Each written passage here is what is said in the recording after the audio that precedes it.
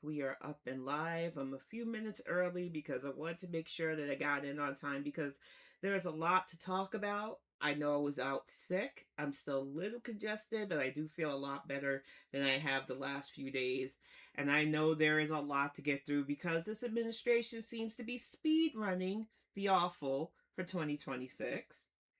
So I definitely want to get started. We are going to be painting Gur with a taco. I will get the art reference up as soon as possible. I'm just going to get the quick word out, and then we're going to get this popping off whether the chat fills up or not. Welcome to Kalari's Crafting Chat. Happy New Year to everybody who I missed saying that in the last uh stuff because, like I said, got sick. Do not want to push myself if I'm not feeling it. And it was a double whammy combo for me. You know how you get a cold, and then if you're not a woman, you probably won't understand this. Something else decides to jump in the fray. So I had to deal with both of those things going on at the same time, and it was not fun. If you don't have those parts and you're not a lady, you might not understand. But trust and believe when you already fighting a cold and then that comes on, you're not feeling anything. My heating pad, aspirin, cold medicine, and just peace was my best friend. I'm glad I started to feel better around yesterday though, because this was my husband's birthday and his best friend's birthday was the day before. So we had a lot of fun. I was able to get his best friend his Hitsugaya statue. I worked so hard on that. I put up YouTube shorts about it. It came out way nicer than I thought after doing prototypes of smaller ones. I made him a nice big one, so I was really excited about that. I really hope that despite everything, the new year hasn't been unkind to you guys, but I know it has been a lot. We are going to get started with what's currently going on. It's breaking news from Iran. They have been cracking down on protesters over there. And because of the heavy handedness, people over here who have ties have been speaking up. And of course, President Wag the Dog, which we're going to get into the Venezuela stuff, because I really hated being sick during all that. Because he didn't even give us a date into the new year without fuckery. But to say that Trump is trying to act like he is a man of peace while stepping across lines that he really should keep his freaking paws out of, I am not exaggerating. So we're going to get this fired up while I start priming Gur for painting because there's a lot to get through. And I know I'm backed up because I wasn't feeling good. So I'm going to try to get as much covered today as possible. And then whatever we don't get done today, we will get done on Friday as well. Let's get this fired up. The ruling regime's bloody crackdown on them both intensify. Tehran warned the United States to stay out of it. White House national security advisors are said to be weighing a broad range of potential responses, including direct military strikes, to present to President Trump, who says he stands ready to help the protesters.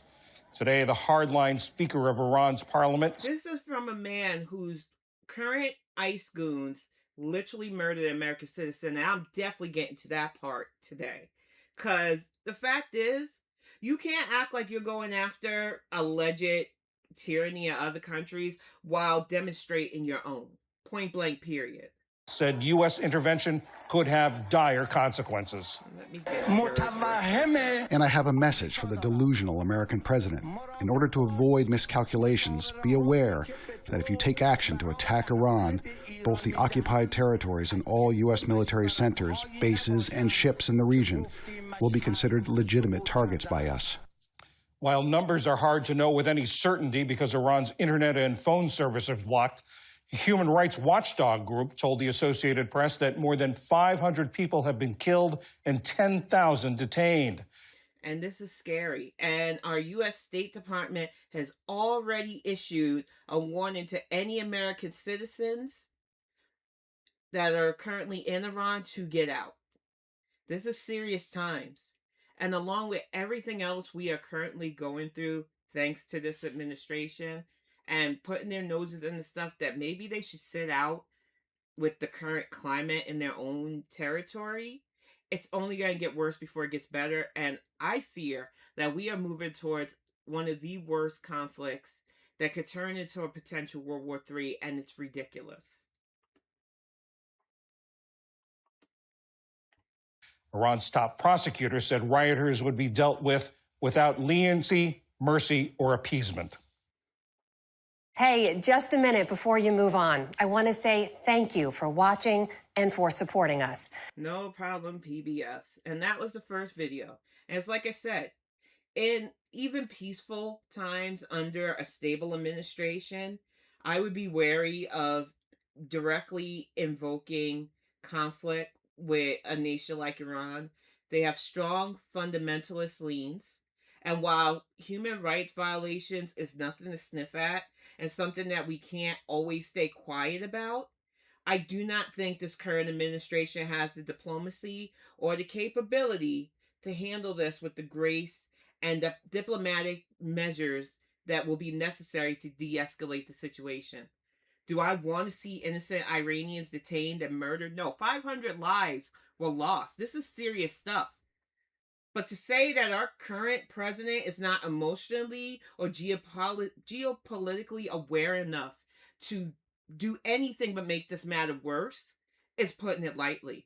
And this is on top of the crap he did to Venezuela. Now, I had a lot of videos to choose from, but I needed brevity because there's just so much to cover. I've got 3 anonymous videos in the wake, anonymous news, because they have been on the pulse of all of this. But I wanted this from The Guardian just to show you the scope of what happened on January 3rd, which technically we found out about this New Year's Day, that he was already starting his attacks on Venezuela to allegedly arrest Maduro, which in some people's mind, oh, that's a good thing. He's trying to get a dictator. Bitch, he is a dictator. Trump is literally a dictator. I don't care what you say.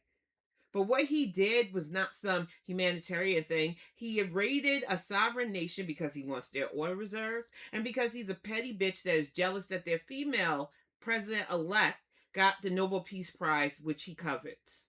But let's get this popped off because, like I said, there is just so much to go through. He didn't even give us a week's respite. He didn't give us 2 weeks respite. It has been non-stop nonsense in this new year. But let's get this fired up. Say that the country has witnessed one of the most dramatic moments in Latin American history. Look at those fires.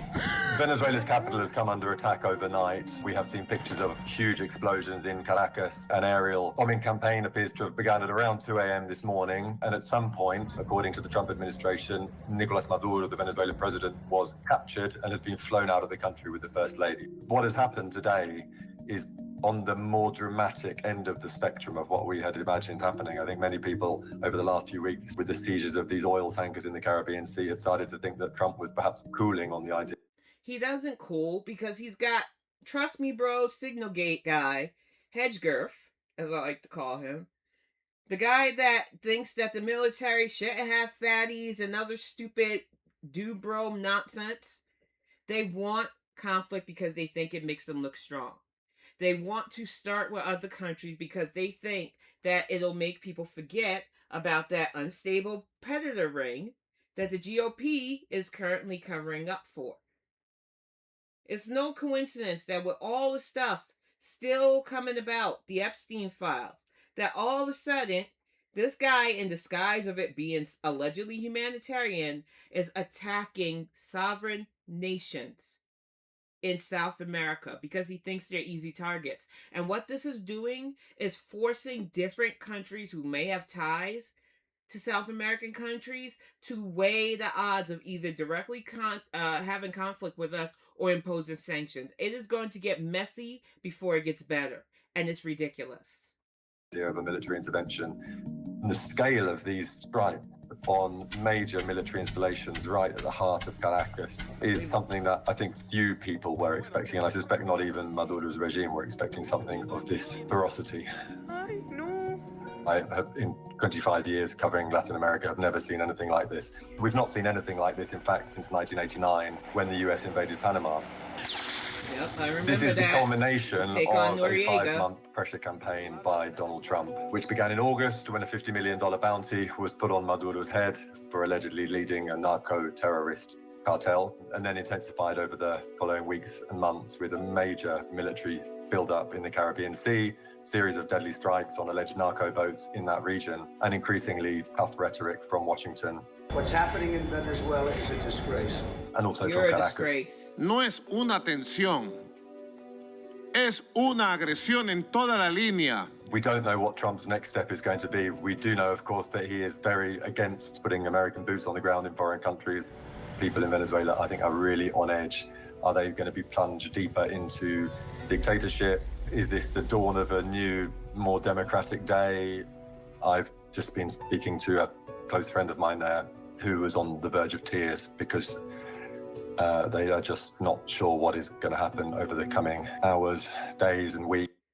And the scariest part about that is while some of our media tried to spin this as it was a humanitarian effort, which it clearly was not, the fact of the matter is there are people's lives that are at stake with this. They are terrified right now that this is going to put them into worse problems. And the president-elect ran to Moscow, of all places, because need I remind you that Venezuela has ties to Russia and the Kremlin. Putin had already said to Trump that he did not agree with this conflict, which to me was insane considering what he's doing to the Ukraine. But this is the kind of global chess that is being played, and too many people are going to be pawns that are destroyed by these war games. It is not okay. There is no sign at the moment of US troops having been deployed on Venezuelan soil, which leaves a very big question mark over Venezuela's future. And that was The Guardian.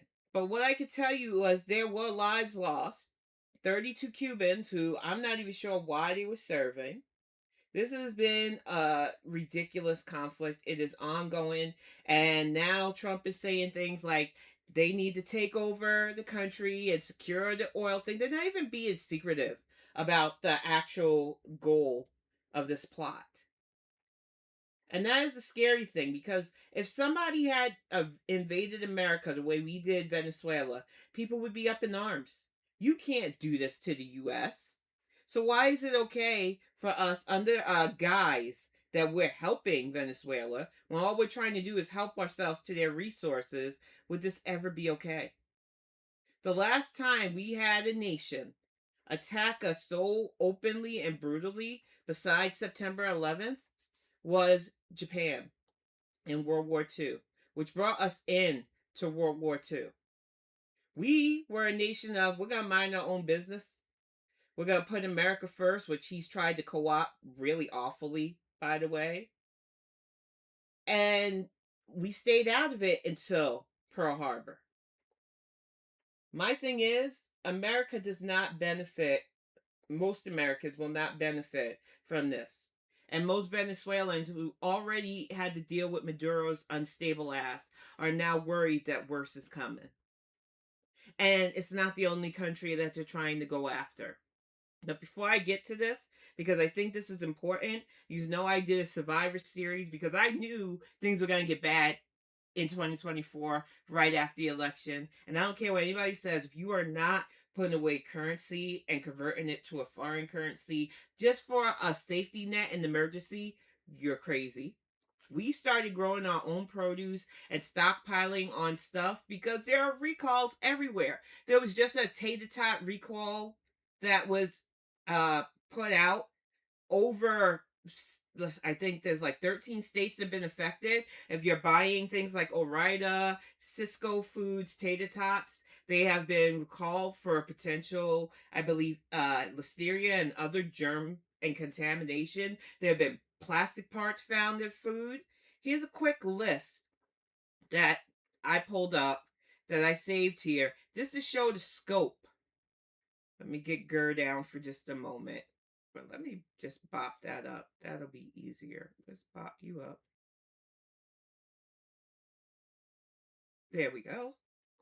Just a quick list of items that are currently under recall. Now, if you're like me, a lot of this stuff I don't buy anyway because we're trying to cut things like sugar and crap out of our household.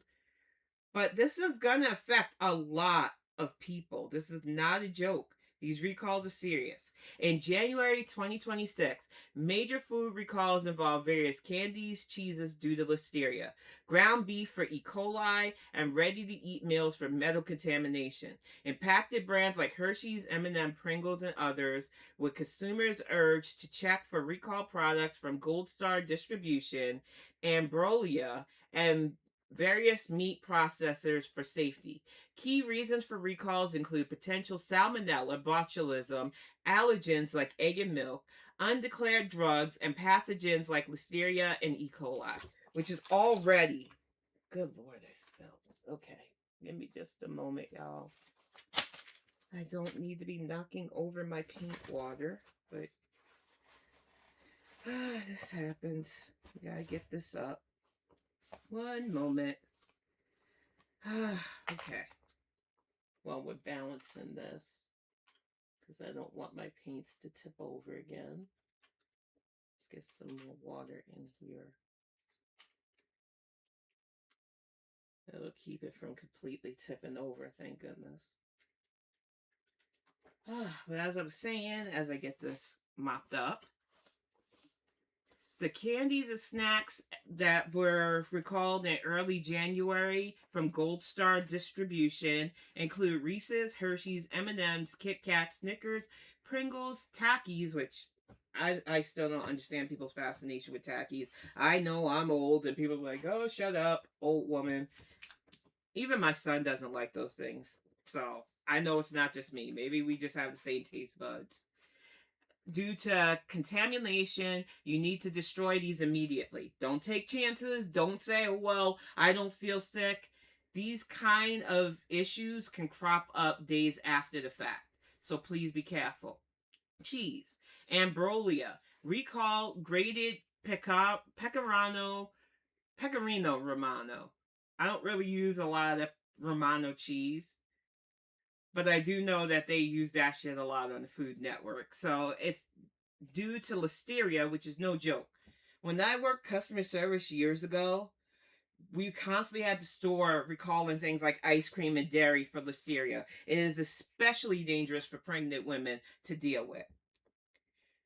I think people just don't seem to understand the difficulties that are going to happen because we literally gave the FDA over to a guy with brainworms.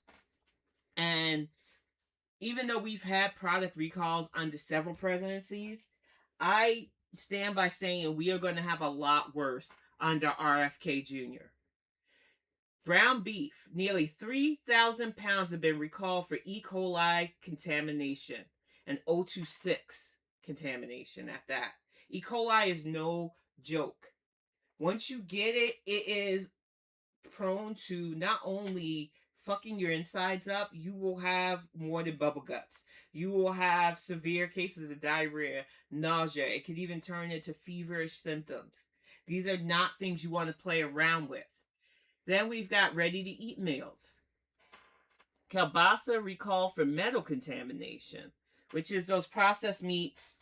And I don't mind kielbasa. We haven't had it in a long time. You know, Polish sausage is Polish sausage.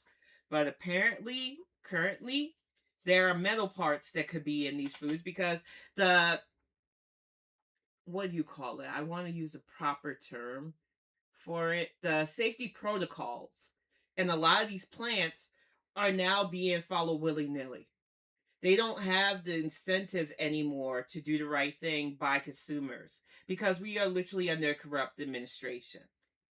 We've got specialty items, spring and mulberry for salmonella, true sea moss for botulism, and outside the bread box that didn't list their milk and egg allergens.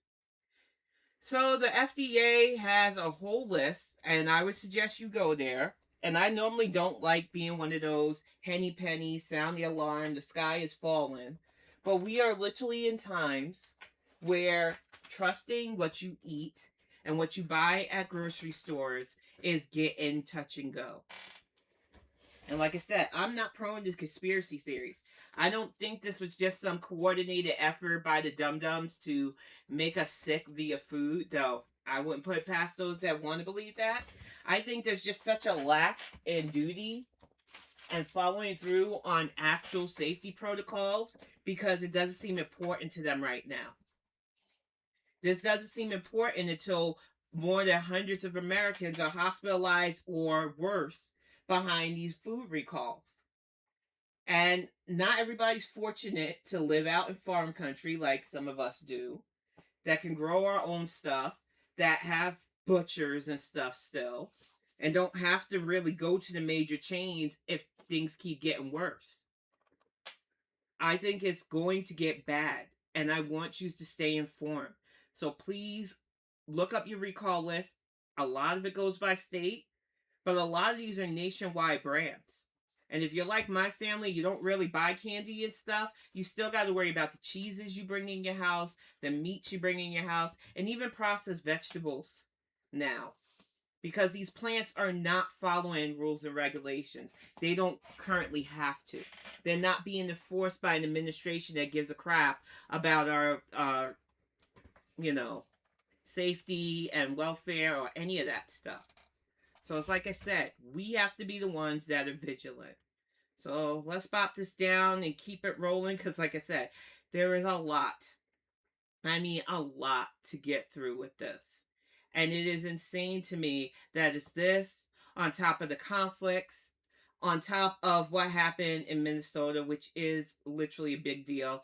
But I think I wanted to talk about the fact that even last year, 2025, Trump has this major, focus on Greenland. And Greenland has already said, we're a sovereign nation. You're not taking us over. We have absolutely no interest in being under the U.S. control. We are our own nation. We make our own laws and our own rules. We do not need the U.S. intervention. And Trump has decided that he doesn't care what people say. And I think a lot of it has to do with that walking, talking phylactery or phallic symbol, flaccid phallic symbol, Stephen Miller. That boneheaded bald bitch, as I like to call him.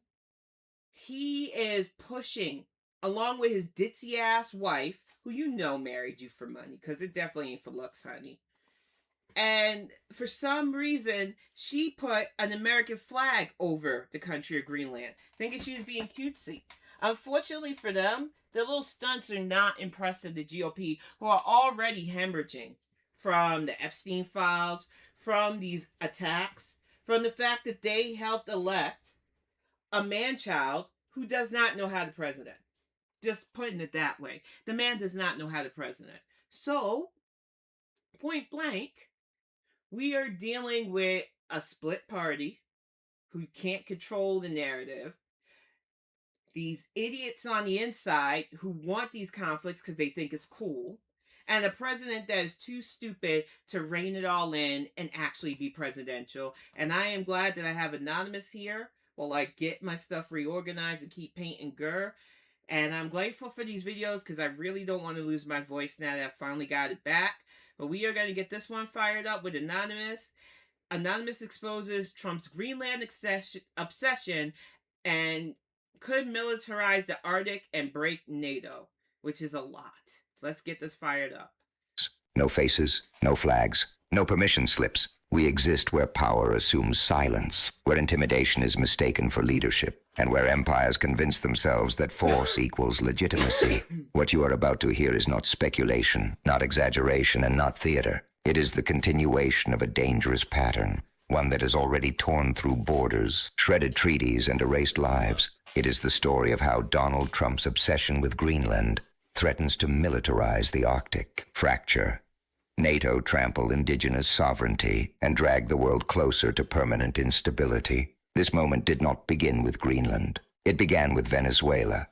A U.S. military operation carried out under Trump's authority ended with the abduction of a foreign president, a blatant violation of international law that shocked even long-standing allies. The message was unmistakable. Sovereignty is conditional when Trump wants something. Rules exist only until they become inconvenient. And almost immediately after that operation, the Trump administration turned its gaze north toward Greenland. This time the tone was not joking.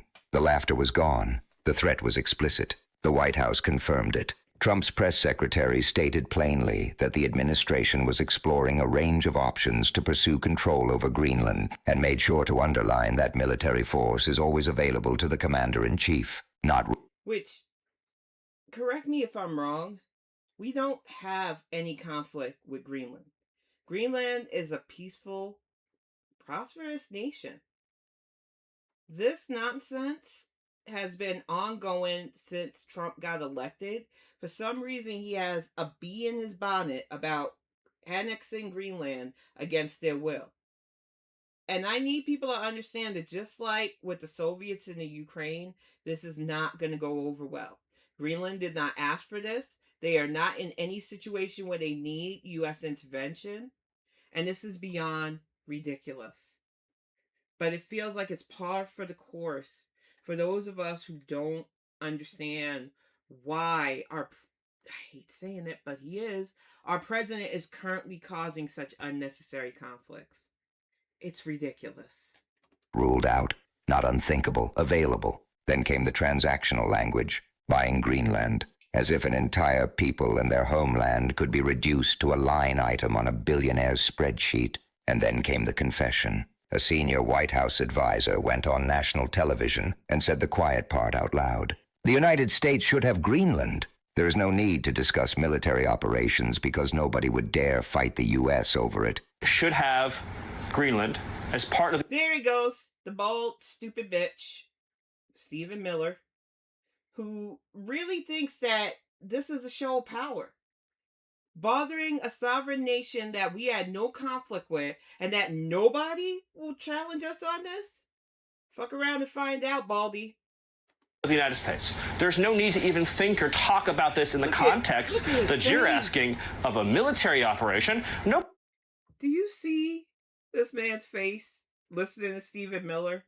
His insides are screaming, what am I listening to? This is not okay. Nobody's going to fight the United States militarily over the future of Greenland. The world, he said, is governed by strength, force, and power. Iron laws. We live in a world in which you can talk all you want about international niceties and everything else. But we live in a world, in the real world. You live in a world where you probably look in yourself in the mirror and still think that you've got it when you were balding at 18 and you suck. And I can't wait till you come up on war crimes, because in the dictatorship, it often ends with sycophants like you either taking yourself out of the game or being hung for war crimes. World, Jake, that is governed by strength, that is governed by force, that is governed by power. These are the iron laws of the world. That wasn't a slip. That was doctrine. This is the worldview driving Trump's inner circle. International law is optional.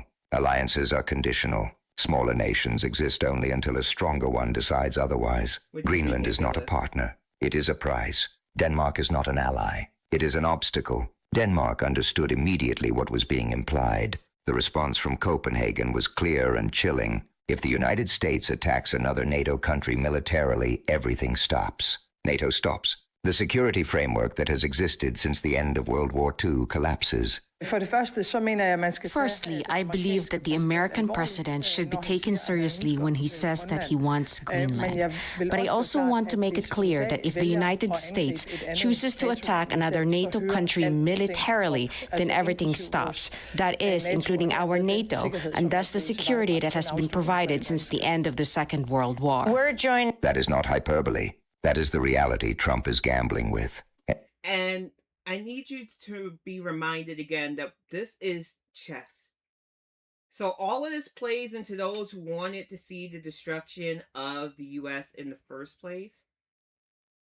They don't even have to directly involve themselves just yet. Just watch this man rack up conflict, rack up enemies that used to be allies, and then just come and pick our fallen carcass clean after this hubris destroys America.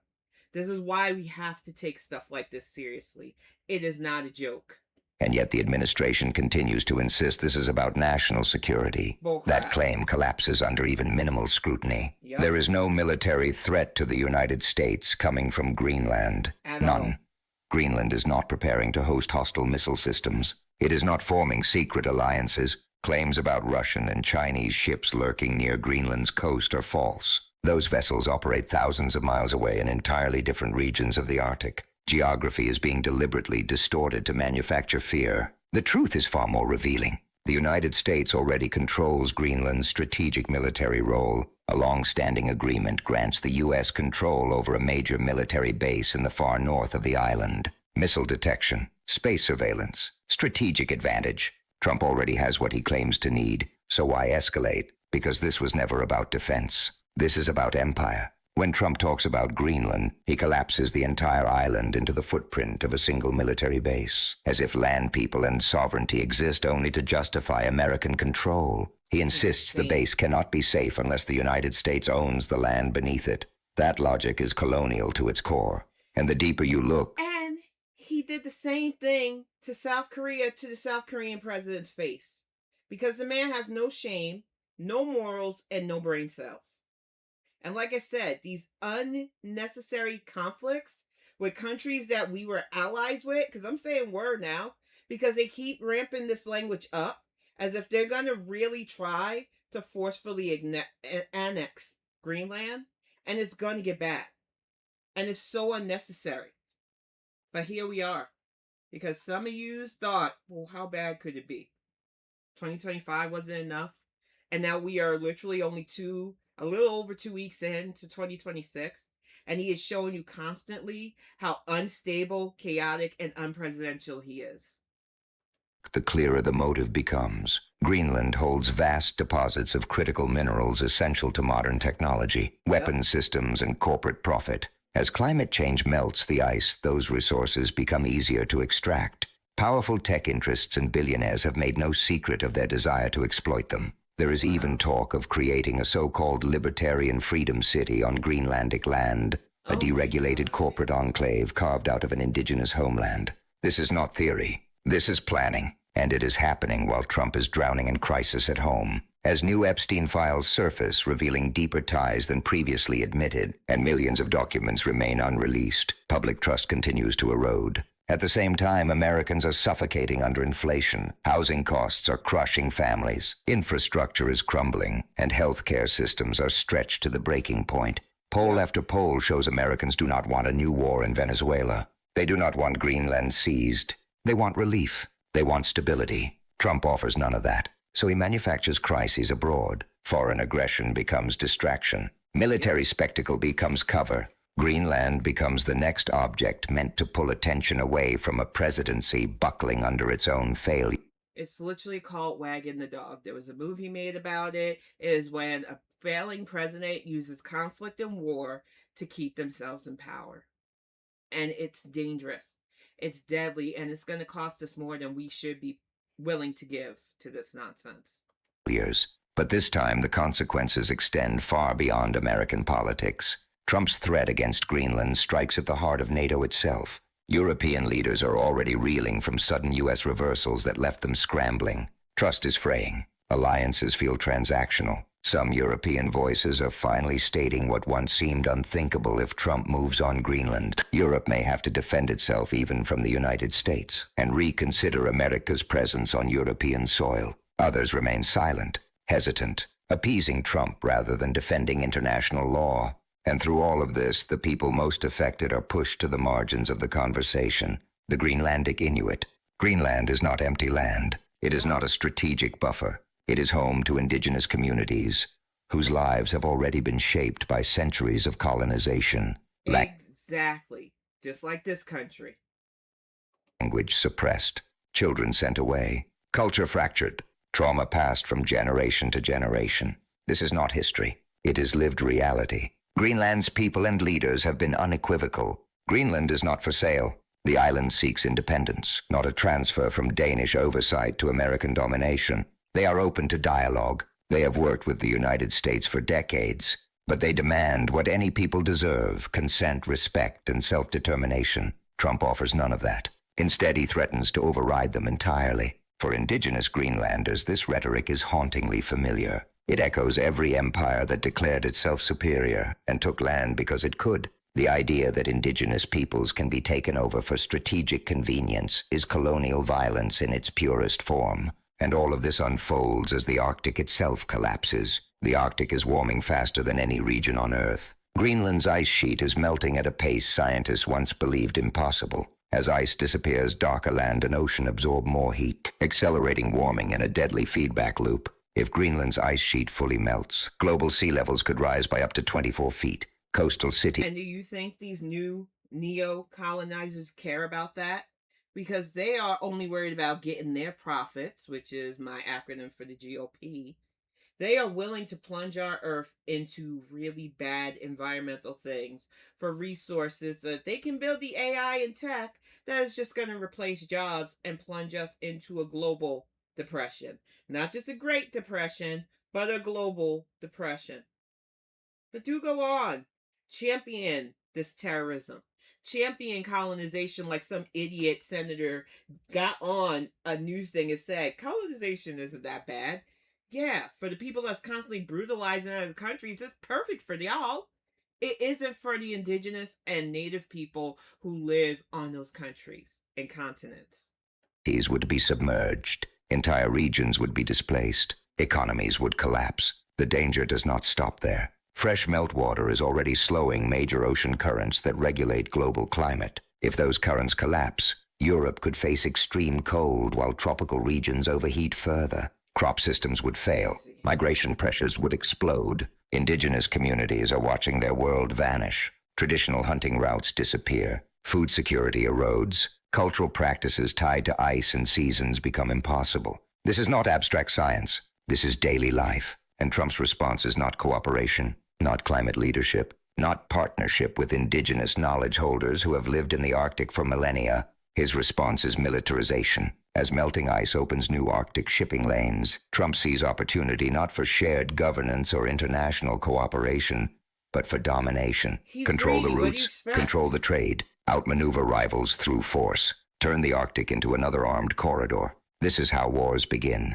The ripple effects are already visible. The attack on Venezuela has shattered trust, with foreign powers openly questioning whether the United States honors any agreement at all. Arms control treaties teeter on collapse. The last major nuclear limitation agreement is on the verge of expiring, threatening a renewed arms race. When Trump demonstrates that the U.S. will seize territory, abduct leaders, and discard sovereignty whenever it wants, every global guarantee becomes meaningless. This is the world Trump is building, a world where power is naked, where treaties are disposable, where indigenous peoples are obstacles, where climate collapse is ignored, where military force replaces diplomacy. Trump's Greenland obsession is not strength. It is desperation disguised as dominance. It is distraction masquerading as destiny. It is empire in decline, lashing out instead of reforming. And if it continues, it will not just militarize the Arctic. It will fracture alliances beyond repair. It will accelerate climate catastrophe. It will deepen colonial violence.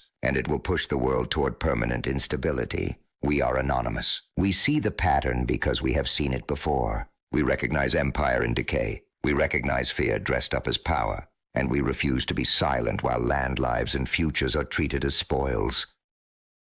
Exactly. And that was video one.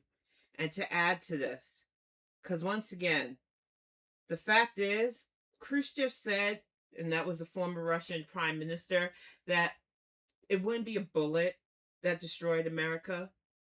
All they have to do is sit back and let our hubris destroy ourselves. And I'm paraphrasing that. He pretty much said that our country won't be destroyed just by war, but by these little machinations, by pretty much ignorant men that see everything and everyone else as their enemy. And it's true.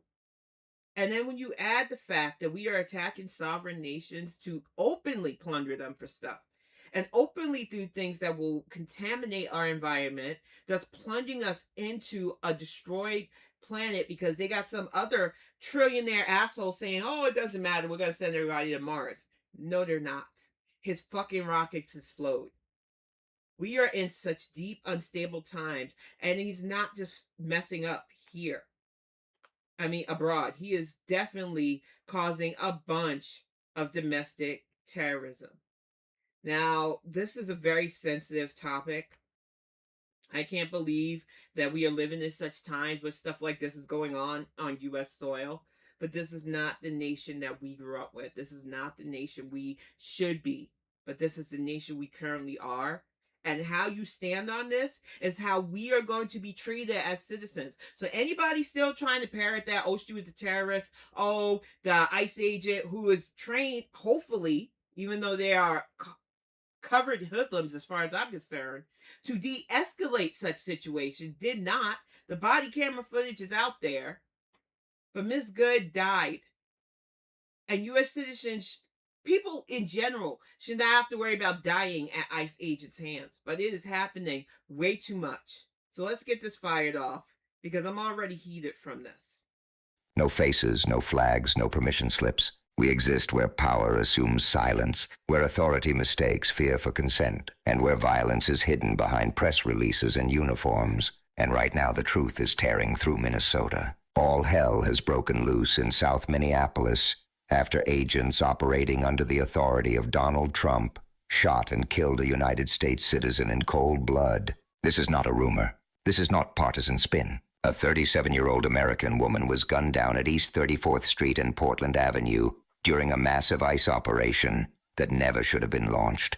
Her name has not yet been publicly released, but the facts of her death are already clear, and they are damning. Reports began flooding in immediately. Protests erupted across Minnesota as people poured into the streets because they understood what they were seeing in real time. This was not a tragic accident. This was not confusion in a tense moment.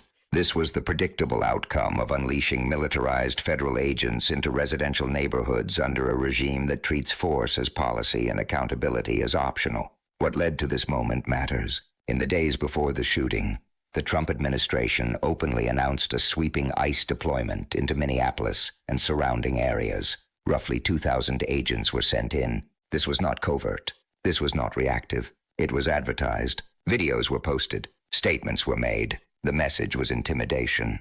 The message was control.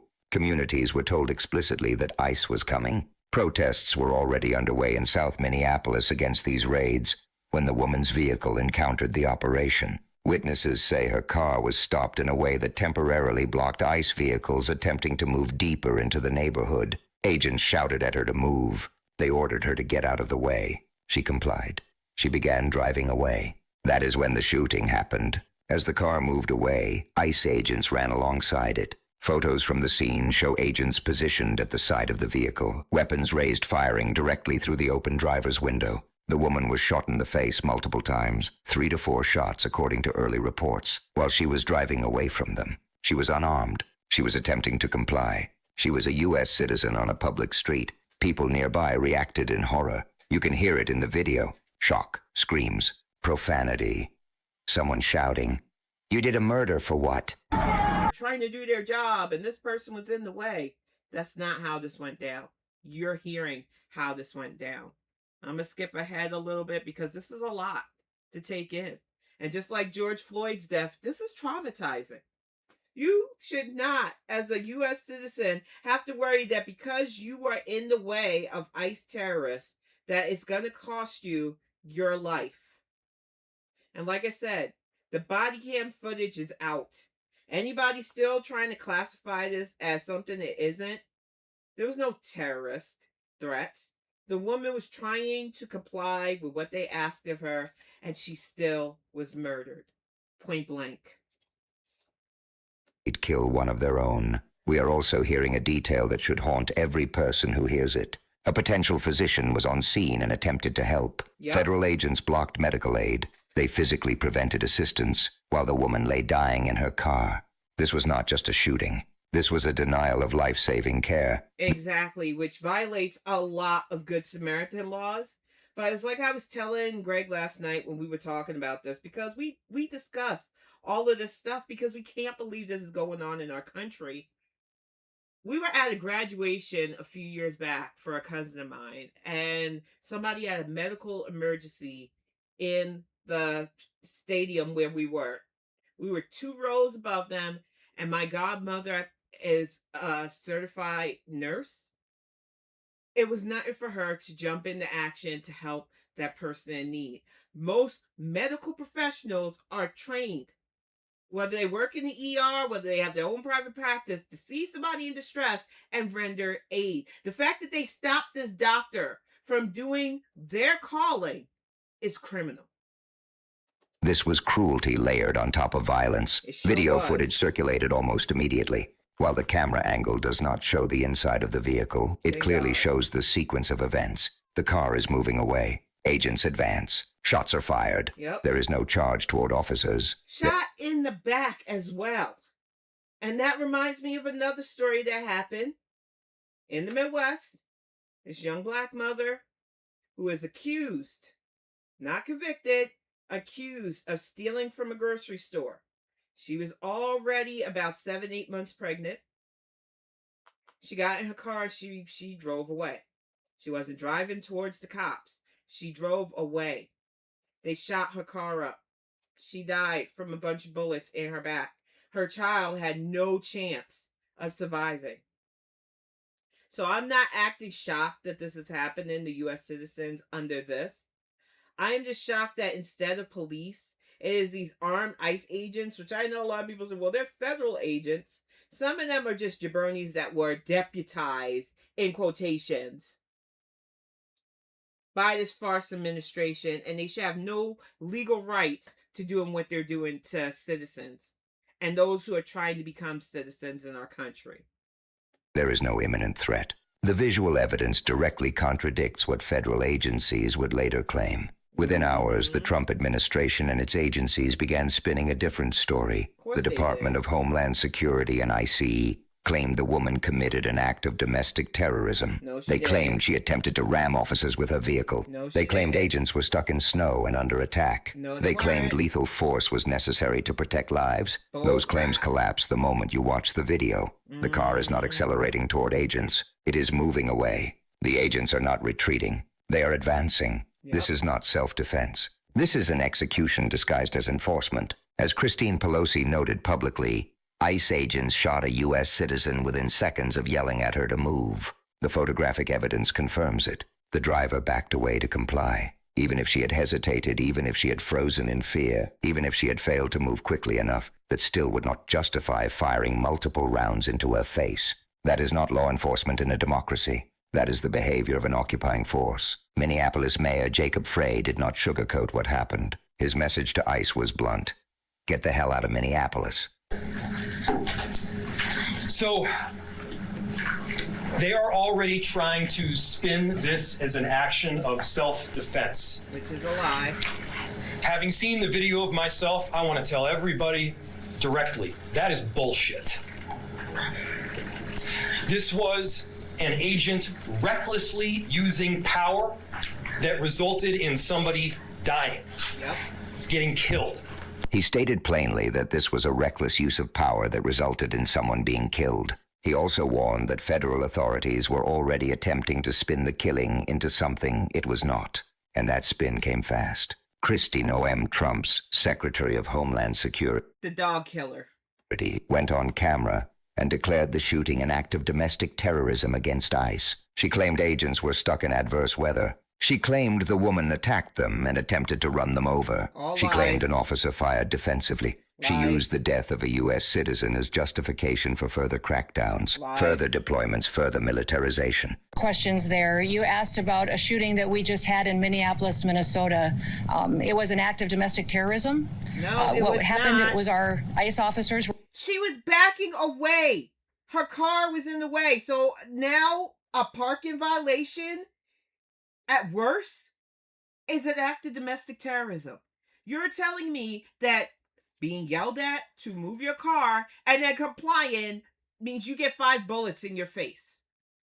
Make that make sense. Nothing easy. Why is she wearing a cowboy hat? These people are clowns.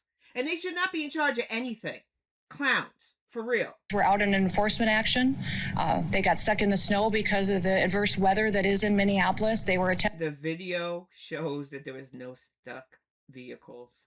Ma'am, why are you lying? Why are you lying? attempting to push out their vehicle, and a woman attacked them and those surrounding them and attempted to run them over. She did not. She was pulling. Did you not watch the video, or do you have like selectivism in what you want to view?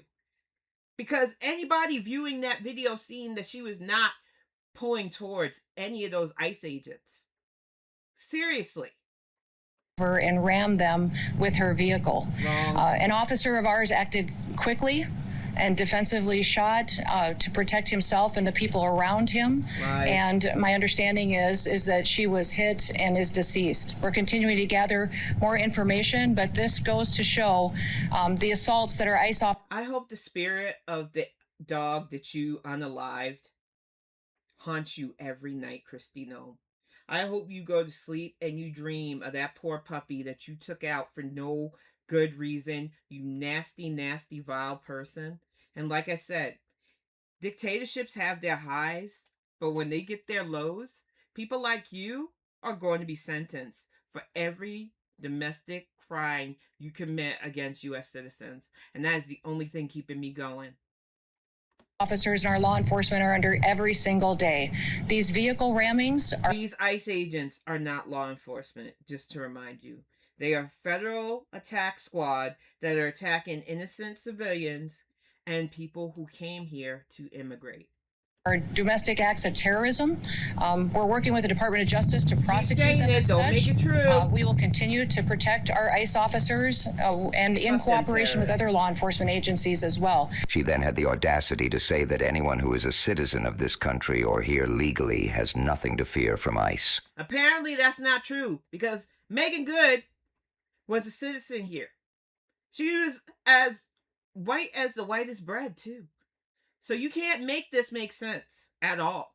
That statement was made after ICE killed a U.S. citizen. It was made without apology. It was made as if repeating a lie could erase a body on the pavement. This is not a mistake. This is a strategy. Violence is reframed as protection. Victims are rebranded as threats. Evidence is dismissed as misinformation. And anyone who challenges the narrative is accused of hating law enforcement. I don't give a fuck what they try to label me at this point.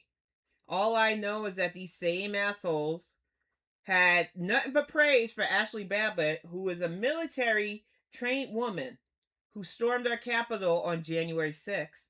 Which, yeah, I missed the anniversary of that awful day, but what can I say? It's an awful anniversary in U.S. history anyway.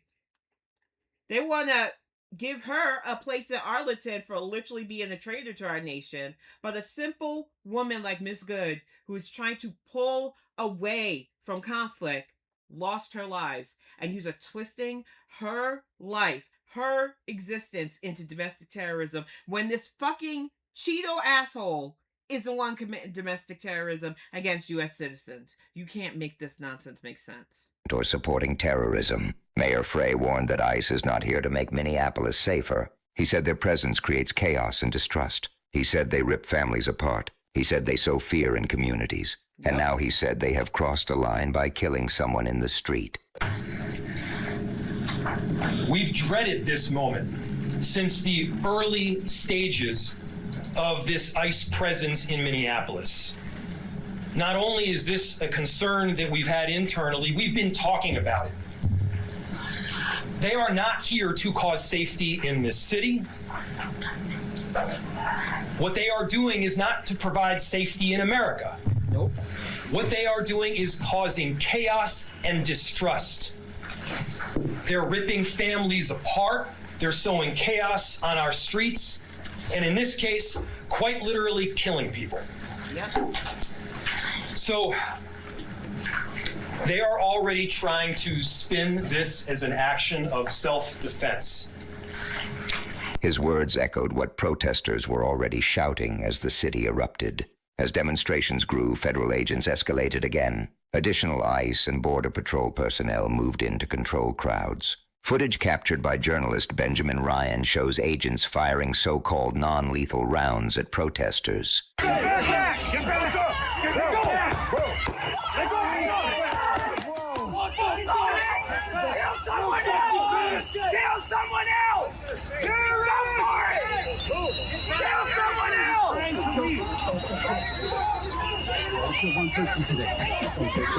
These weapons are marketed as safe alternatives, but they are not harmless. They can maim, they can blind, they can kill. Firing them into a grieving, enraged crowd only confirmed what many already believed. These agents were acting not as peacekeepers, but as an occupying force. Yep. Just a day earlier, Kristi Noem had posted glossy, performative videos portraying herself as tough and fearless while ICE flooded Minneapolis. Well, she's a puppy herper, so what do you expect?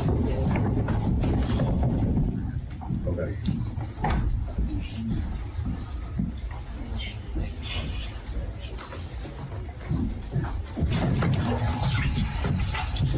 This is insanity. This is on U.S. soil. This is on U.S. soil. And mind you, this also comes after this woman who was literally given an interview on television getting taken down by these thugs. There is no safety in our country right now under this administration, under this regime, as I'm going to call them.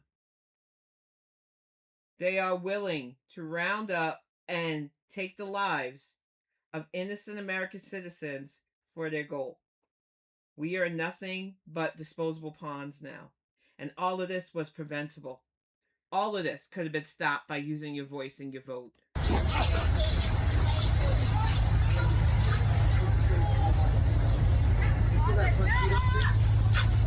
That cosplay now stands in grotesque contrast to the reality it produced.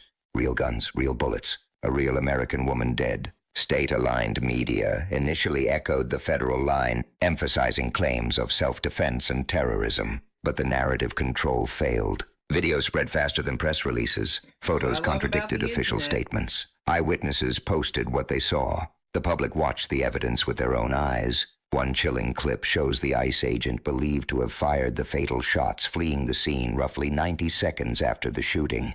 People can be heard shouting, "Don't let the murderer leave." Don't let the murderer leave! Don't let the murderer leave! You guys are the fucking criminals! You don't get to tell us what to do! Fucking criminals! Don't let him leave! Don't let him leave!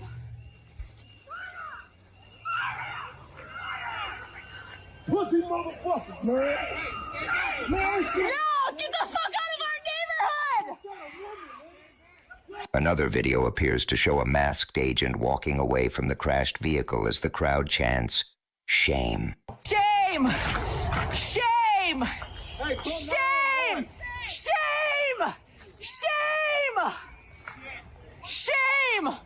These images are now seared into the public record. Even elected officials acknowledge the danger. Minnesota Senator Tina Smith released a statement saying a U.S. citizen had apparently been shot by ICE, that she was gathering information, and that the situation on the ground was volatile. She urged people to stay safe. The fact that a U.S. senator felt compelled to warn residents away from their own city speaks volumes. This killing did not happen in isolation. It is the culmination of years of escalating rhetoric and policy that treats immigration enforcement as warfare and communities as enemy territory. Under Trump, ICE has been emboldened, expanded, and shielded from oversight. Raids have become more aggressive. Rules of engagement have blurred. Accountability has evaporated. And now an American citizen is dead. The administration's response follows a familiar pattern. Deny, deflect, demonize. When confronted with evidence, they do not correct course.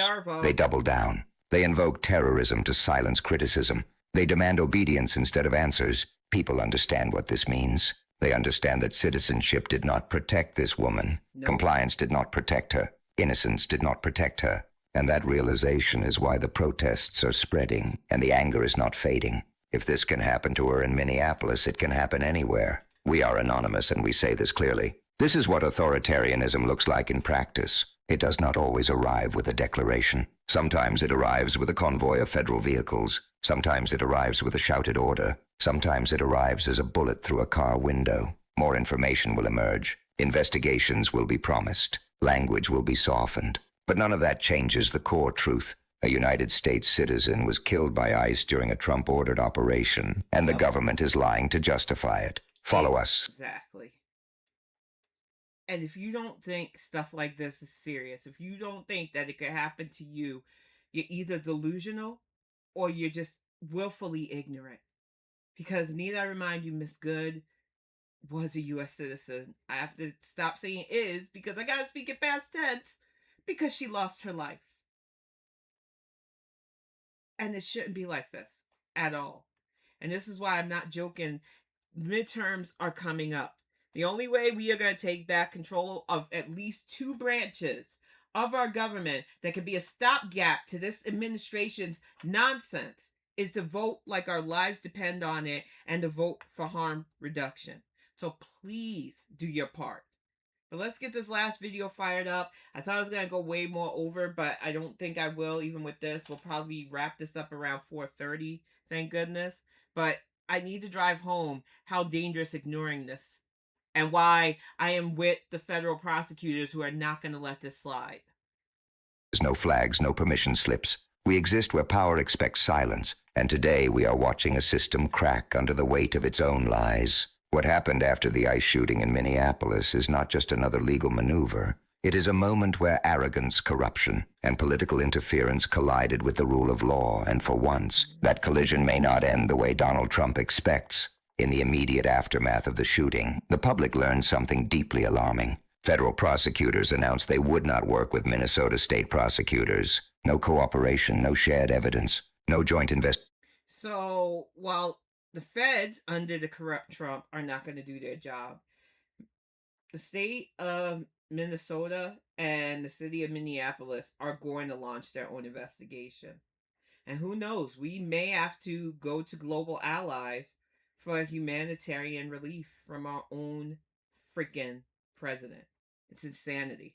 Investigation. Minneapolis Mayor Jacob Frey confirmed it, and anyone who understands how the justice system is supposed to function knew instantly that something was very wrong. This is not how things normally work. When state and federal authorities share jurisdiction over a criminal investigation, what lawyers call concurrent jurisdiction, the default is cooperation. Career prosecutors coordinate witness interviews. They allow state investigators to observe. They provide access to physical evidence, firearms. That's under a normal administration. We are not in the normal times anymore. We haven't been for a long time. Shell casings, vehicles, video footage, forensic results. The goal is simple: uncover the truth and preserve it so justice can actually happen. But this Department of Justice is not operating like a justice system. It is operating like a political shield, and that shield went up immediately, before investigators finished collecting evidence, before any grand jury heard testimony, before a judge reviewed a single motion. The verdict was already announced from the top. Donald Trump declared the ICE officer did nothing wrong. J.D. Vance echoed him. Kristi Noem echoed. All of these people are corrupt. Him. They did not wait for facts. They did not wait for evidence. They did not wait for the law. They lied. They claimed the officer was run over by a car. Video evidence contradicts that. Eyewitness accounts contradict that. The timeline contradicts that. It was not a conclusion, it was propaganda, a talking point designed to end the conversation before it ever began. And when the President of the United States publicly clears a federal officer before an investigation even starts, that is not commentary. That is interference. Now you know how several black families of murdered men, women, and children feel. Whether people want to hear it or not, Tyree King, Michael Brown, Ayanna Stanley Jones, several other children alone have died to stuff like this while their killers have gotten to walk free. Some of them even rehired in different jurisdictions to be cops. These people are supposed to be trained to de-escalate situations, and instead they have murdered American citizens, black American citizens at that, for decades now. This does not justify what happened to Miss Good by any means, but this should show you that this is nothing new, but it's only going to get worse because none of you are safe now. All of you who thought you were marked safe because of this MAGA nonsense, you better hope your car doesn't get in the way of an ICE agent thing, even if you're an alleged patriot that voted purposely for this regime. You may end up like Miss Good. Trump didn't just put his thumb on the scale. He shattered it. Now here is the part Trump never seems to understand. Lying loudly doesn't just corrupt the system. Sometimes it exposes it. And in this case, it may have handed Minnesota prosecutors the strongest possible advantage. A former federal prosecutor with decades of experience laid it out plainly. Under normal circumstances, it is not unlawful for federal prosecutors to limit state involvement if the federal government is actively and legitimately investigating a case. Prosecutors have an obligation to protect evidence, preserve witness integrity, and prepare for potential indictment and trial. But that justification only exists if there is an actual investigation. And this administration has already admitted publicly, repeatedly, and without shame that there will be no prosecution. The officer has been pre-cleared, not quietly, not internally, but loudly, politically, and recklessly. That changes everything, because now when Minnesota prosecutors step into court, they can say something devastatingly simple: the federal government is not investigating. The federal government has already decided the outcome. The federal government is withholding evidence not to protect justice, but to bury it. Under those conditions, the state has every right to act. Minnesota prosecutors can open a state grand jury immediately. They can subpoena witnesses. They can subpoena evidence currently held by federal authorities. And if the Department of Justice refuses to comply, the state can force the issue in court. At that point, DOJ lawyers would have to stand before a judge and claim they are conducting a robust, impartial investigation. And here's the problem: for Trump's DOJ, judges do not have to believe them. In fact, many no longer do. Across the country under Trump's leadership, DOJ lawyers have been caught lying to courts, withholding information, and making false representations. Federal judges have issued written opinions stating that the Department of Justice has lost the presumption of regularity, the basic assumption that government lawyers act honestly and in good faith. And that is sad, because even under stuff like Nixon, we did not have federal judges saying that our DOJ could no longer be trusted. But under Pam Bondi, who is blatant about covering up for this farce of an administration, including those PDF files, it has become a laughingstock, a joke, and a complete mess. Presumption once protected DOJ lawyers automatically. Trump destroyed it himself. So when Minnesota prosecutors argue that the president, the vice president, and the Secretary of Homeland Security already poisoned this investigation for political reasons, judges will listen. When they point to a documented pattern of misconduct and dishonesty, judges will remember. When they say they cannot trust the federal government to police itself, that argument will not sound radical. It will sound realistic. And this is before we even talk about the evidence. There is already substantial evidence in this case: civilian eyewitnesses, independent video recordings, footage capturing the moments before, during, and after the shooting, enough to establish probable cause that the use of force was excessive and unlawful. Probable cause does not require certainty. It requires reason. And reason is already on the table. If a Minnesota state grand jury returns an indictment, the next move is predictable. The ICE officer and his lawyers will almost certainly file a motion to remove the case from state court into federal court, arguing the officer was acting within the scope of his federal duties and is entitled to qualified immunity. That motion is often granted. But here is where Trump's control ends. Once the case lands in federal court, a federal judge, not Trump, not his allies, not his hand-picked talking heads, must decide whether immunity applies. That judge must evaluate the evidence. That judge must determine whether the killing was necessary, justified, and lawful. If immunity is denied, the case proceeds to trial. A real trial, with discovery, with cross-examination, with sworn testimony, with a jury, and critically, even if the proceedings take place in a federal courtroom, this remains a state prosecution. That means it is immune to the one weapon Trump relies on more than anything else: no presidential pardon, no executive escape hatch, no rewriting the outcome with a signature. This is why the prosecutor's move after the ICE shooting matters so much. It opens a path to accountability that Trump cannot easily sabotage, and it exposes the deeper truth behind this administration's approach to power. This case is not an outlier. It fits a pattern. Over and over again, Trump has used federal authority to shield allies and crush accountability. We saw it in protest crackdowns. We saw it in immigration enforcement. We saw it in January 6 cases. We saw it in the way the Department of Justice was reshaped to serve loyalty instead of law. The message has been consistent. If you wear the uniform and serve the narrative, you are protected. If you challenge power, you are disposable. That is not law and order. That is authoritarianism wearing a badge. Minneapolis knows what happens when accountability is delayed or denied. Communities remember what it costs when institutions close ranks instead of telling the truth. Judges remember too. Trump's greatest weakness has always been the same. He assumes everyone will collapse the way he would. He assumes institutions will lie if pressured. He assumes reality can be overridden by repetition. But courts do not run on social media posts. Judges do not answer to rallies. And evidence does not disappear just because a president declares victory early. By lying so openly, Trump and his allies may have removed the last shield protecting them, plausible deniability. Now the question is not whether the federal government will act in good faith. It is whether Minnesota will force the issue. If state prosecutors move aggressively, if they use the authority of grand juries and courts, if they refuse to be intimidated by federal stonewalling, this case could become far more than a single shooting. It could become a reckoning, one that exposes how deeply power has been abused and how it can still be challenged. This will not be quick. It will not be clean. It will be fought at every step. But this is what accountability looks like when the system has been bent out of shape. One way or another, the truth will surface. We will learn whether the law still has teeth or whether it has been fully domesticated by politics. We are anonymous. We are watching. We are documenting. We are exposing what those in power want buried.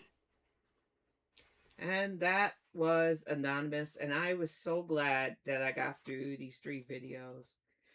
And I got Gurr as finished as I can. I might just do a little emboss I like tacos on him later, but I think he came out okay. I once again got water that I accidentally knocked over that I've got to get up because we have wood floors and I don't want those issues. But I'd like to thank everybody who will probably watch the replay because I know a lot of you weren't sure I was even going to be back today. I did not put the word out until just getting it started. So my regulars who I know will probably come in later, thank you so much, SD Clinton. I always appreciate you lurking and watching the stream. I will be back on Friday. I really do feel like I've kicked this bug.